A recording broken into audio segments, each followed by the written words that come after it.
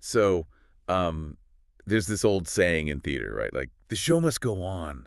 It's this, romanticized idea of just performing through the pain. Right, yeah, you hide the sprained ankle or whatever from the audience. Exactly. You hide it so they stay completely immersed in the illusion. Yeah. I mean, you watch the characters, not the human beings actually playing them. Because the audience, they aren't supposed to see the cracks in the facade. We inherently want our entertainment cleanly separated from actual suffering. Right. And the second that line gets crossed, the entire dynamic of how you consume the show changes. Which brings us to our deep dive today. We're looking at August 14th, 2026, a night of WWE SmackDown streaming from the TD Garden in Boston that just, well, it fundamentally shattered that illusion. It really did. Because, you watch professional wrestling expecting a tightly choreographed dance. You don't expect to see the script literally tear down the middle. Yeah, exposing real broken bones. Yeah, exactly. Real broken bones, these like 20-year backstage resentments spilling out onto live microphones. Right. And laying bare the underlying cutthroat corporate mechanics of the industry on national television. Yeah, so our mission today is to pull this apart. We've got a great stack of sources for you. Listicles from Sportskeeda, match reviews from the Sportster and WrestleView, some backstage insights from Wrestling Inc., and the official Wikipedia title, Histories. It's a really good mix of subjective reviews and hard data. It is, because this broadcast acts as a masterclass in what happens when the carefully constructed world of sports entertainment collides with unscripted vulnerability. It completely shifted the landscape of their storytelling. So let's get into it, starting with the absolute breakdown of authority regarding Chelsea Green. Oh man, this segment was intense. Right. So SmackDown general manager Nick Aldis walks to the ring with one goal. He wants to strip Green of her interim women's championship. Yeah. Because she is suffering from a legitimate, gruesome, broken orbital bone. Yeah, medical will not clear her. It's a very real eye socket fracture. And Aldis frames this as, a purely medical, compassionate necessity. Like, I have to do this for your own good. But Green completely hijacks the narrative there. She really does. She refuses to hand over the belt. Yeah, she cuts this career-defining promo.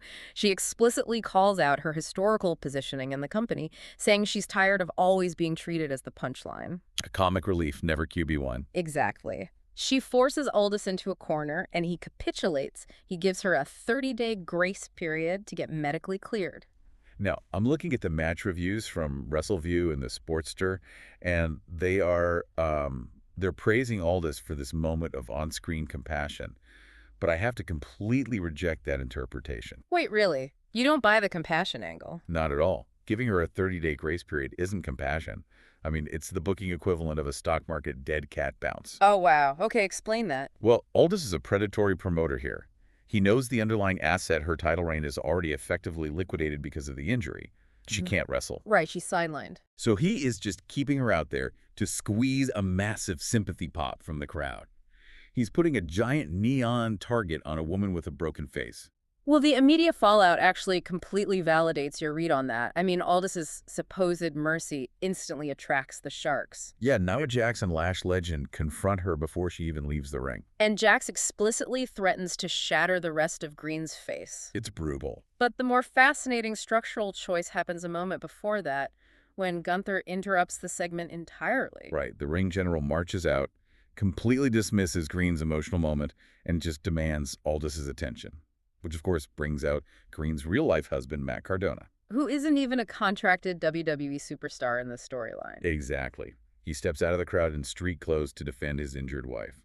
And Gunther absolutely massacres him. Yeah, it wasn't even a match. It was a systematic, ideological dismantling. He powerbombs him on the commentary desk. Then on the hardest part of the ring apron, and finally locks in a Boston Crab, all while screaming that Cardona is just a dog following its master. It's so hard to watch, but, why book that specific slaughter?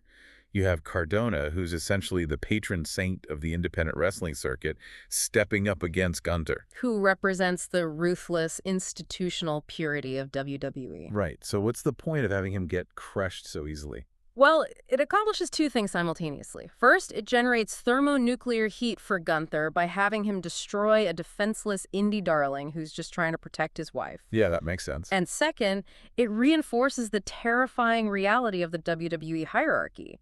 The message is clear. Outsider heroism doesn't work here. Ah. Like, if you step into the ring general's territory without a contract and a game plan, you will leave on a stretcher. And that theme, of protective heroism being violently punished, it continues later in the broadcast with Tiffany Stratton. Oh, absolutely. The U.S. title match. Yeah. Stratton is defending her Women's United States Championship against Jacy Jayne.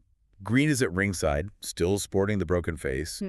And the other members of Fatal Influence, Laney Reed and Fallon Henley, are constantly interfering. Unstop interference. But Stratton has the match won. She's on the top rope, setting up the prettiest moonsault ever to finish Jayne.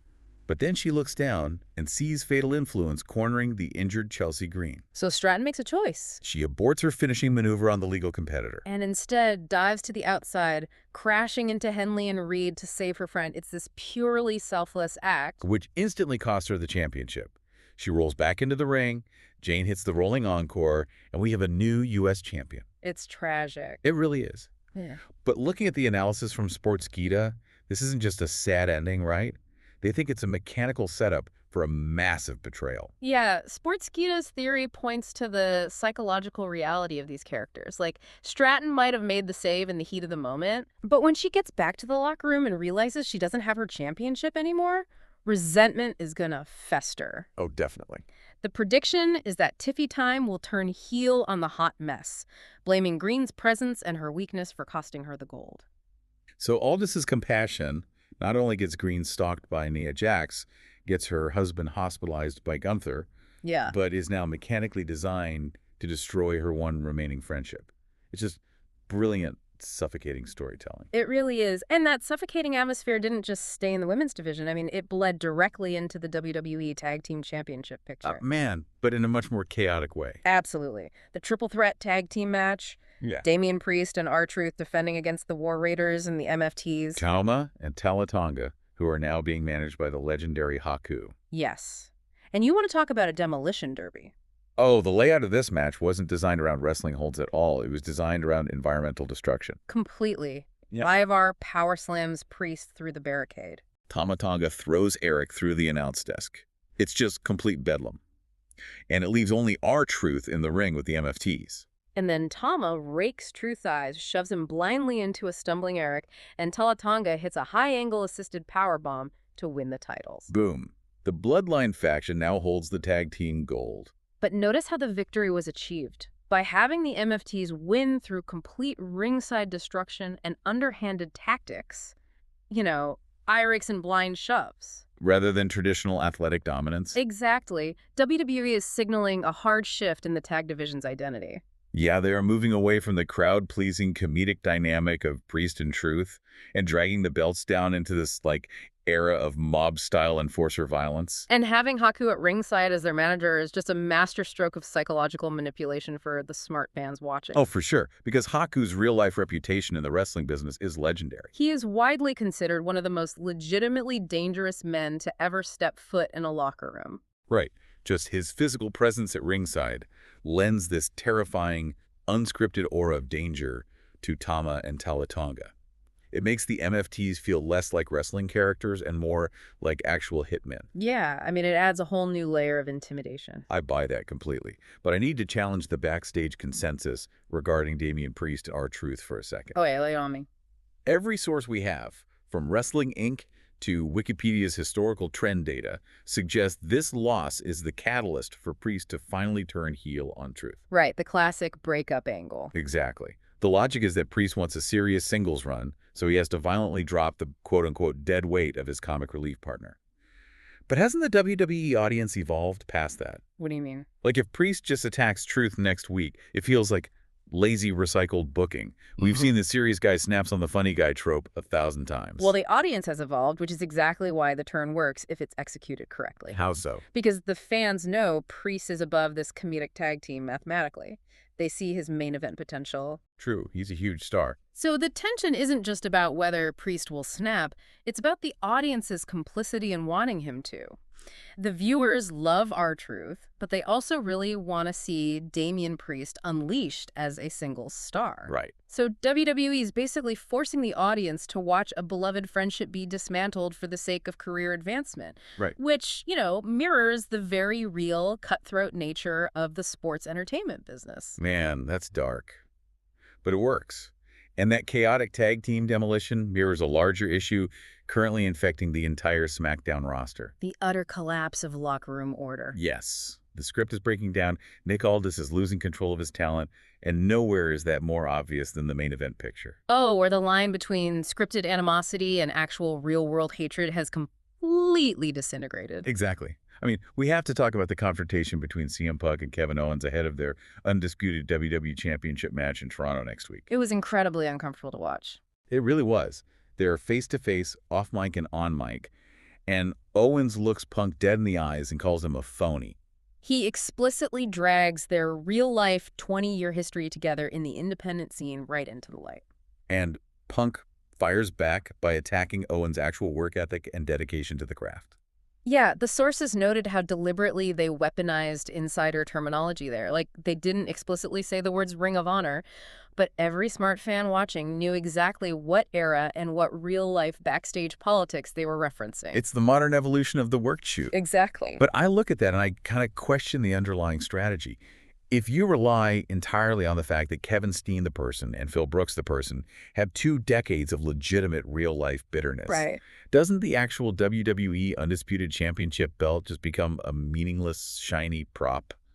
Like, if they just want to kill each other over backstage drama from 2005, why should I care who walks away with the title? Well, because in 2026, the championship belt is a prop, and WWE knows you know that. Oh, that's an interesting way to look at it. The actual product WBE sells now isn't the simulated athletic competition, it's the backstage drama. Fans read the dirt sheets. They know the rumors. They know who actually hates who. Exactly. So WWE is simply monetizing the reality that fans care more about the human beings behind the characters than the characters themselves. Right, because it blurs the lines. Yeah. When Owens calls Punk a phony, it elevates the stakes because the audience is trying to decipher if they are watching a scripted wrestling promo or 2 men who legitimately despise each other going off script on live television. It creates a sense of danger. You are literally waiting for someone to throw a real punch. Precisely. And that sense of unpredictable danger wasn't just isolated to Punk and Owens. The booking around Cody Rhodes and Sami Zayn proved that the entire top of the card is operating on an edge of chaos right now. The Cody Rhodes situation is fascinating because it involves the ultimate subversion of expectations. Cody is demanding a match with Randy Orton. And then Sami Zayn interrupts. Right. Complaining about constantly being overlooked by management, noting he's the only guy who has pinned Cody clean recently. So, GM Nick Aldis books Rhodes versus Zayn for later in the night. With the winner getting a shot at the Punk and Owens victor, it looks like a massive narrative-shifting opportunity for Zayn on paper. But the match never rings the bell. Nope. Orton attacks Cody from behind during the entrance. It sparks this massive, sprawling brawl through the arena. But the defining moment, like the image every source focused on, is Cody Rhodes, the paramount, squeaky clean hero of the modern era, executing a blatant low blow on Orton. Yeah, right in the middle of the chaos. And then Cody grabs a steel chair and legitimately teases caving Orton's skull in before a swarm of officials physically restrain him. I mean, a low blow and a weapon tease from the company's top babyface. Sportskeeda and WrestleView immediately flagged this as the first major structural crack in Cody's White Knight persona, signaling a slow burn heel turn. But think about the corporate implications of that for WWE. You've conditioned an entire generation of fans over the last few years to view Cody as Superman. Right, he's the face of the company. He moves the most merchandise. He does the most charity work. So when you have Superman pick up a steel chair and kick a man below the belt, you are actively destabilizing your own corporate mascot. Why pull that trigger now? Because Superman is boring when he has no flaws. Fair point. The audience eventually rejects unilateral purity. By introducing this dark, unhinged edge, WWE is preemptively preventing the crowd from turning on Cody out of boredom. So it's about survival. Yeah, it adds necessary, complex seasoning to a character that was at risk of becoming creatively sterile. But in the process of saving Cody's character arc, they completely hung Sami Zayn out to dry. I mean, Zayn gets promised this massive #1 contender match. The brawl cancels it, and the show just moves on. Yeah, he's just left standing there. Zayn is left in the cold with absolutely zero resolution. Well, this is where the backstage reporting from Wrestling Inc. illuminates the on-screen mechanics. Zayn complaining about being overlooked, Aldis booking the match, and the brawl canceling it. That entire sequence was a meticulously crafted narrative Smokescreen. A smokescreen for what? Reality. Sami Zayn is reportedly suffering from a legitimate lingering hand injury. He is not medically cleared to take bumps in the ring right now. Oh, wow. That is brilliant. Right. So Aldis books a match he knows will never happen. It allows Zayn to complain about being overlooked, keeping his character relevant in the main event picture, and his face on television without ever requiring him to physically perform. And risk further injury. Exactly. It is a masterclass in booking around a medical liability. It's the exact opposite of the Chelsea Green situation. So? Well, with Green, they weaponized the legitimate injury for sympathy. They put her out there with a broken face. But with Zayn, they utilized a storyline brawl to completely camouflage his physical limitations. That's a great point. Yeah, totally different approaches to real-life injuries. So we've spent a lot of time on the main event and the title pictures, but the claustrophobia of this episode permeates all the way down into the midcard. Oh, for sure. Look at what's happening with the United States Championship. Right. Baron Corbin defends against Carmelo Hayes, catching him in the end of days for a clean pin. And then Corbin gets confronted by Trick Williams and rapper Lil Yachty afterward. Which is its own bizarre visual spectacle, honestly. Yeah, very weird. But the analytical focus really has to be on the man taking the pinfall. Carmelo Hayes losing cleanly to a veteran like Corbin. Right. And the consensus from the backstage sources is pretty grim for Hayes. The perception is that WWE Creative has essentially given up on pushing the former NXT champion. Really? Because he's so talented? He's a phenomenal high flyer, yeah. But booking him to lose cleanly in a standard mid-card title defense signals a massive devaluation of his stock. Yeah, he is currently floating completely directionless in the hierarchy. It just shows how quickly the machine can stall a career. But if you want to talk about bizarre, claustrophobic storytelling, we have to examine the women's locker room segment with Charlotte Flair. Oh, the psychological dynamics in that room were arguably more tense than the Punk and Owens confrontation. Completely. Because Charlotte Flair is the undisputed queen of the division.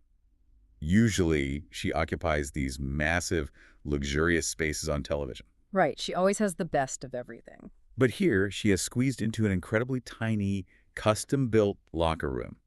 Newcomer Tatum Paxley reveals she built it for Charlotte, herself, and Alexa Bliss because they helped Charlotte win a match last week. And the room is decorated with lit candles and a literal obsessive photo collage of Flair and Bliss. Yes, Charlotte is standing there through gritted teeth, expressing forced gratitude. Looking like she is trapped in a broken elevator with a terrifyingly dedicated stalker. It's so uncomfortable to watch. What is the end game of making your audience sit through something this weird?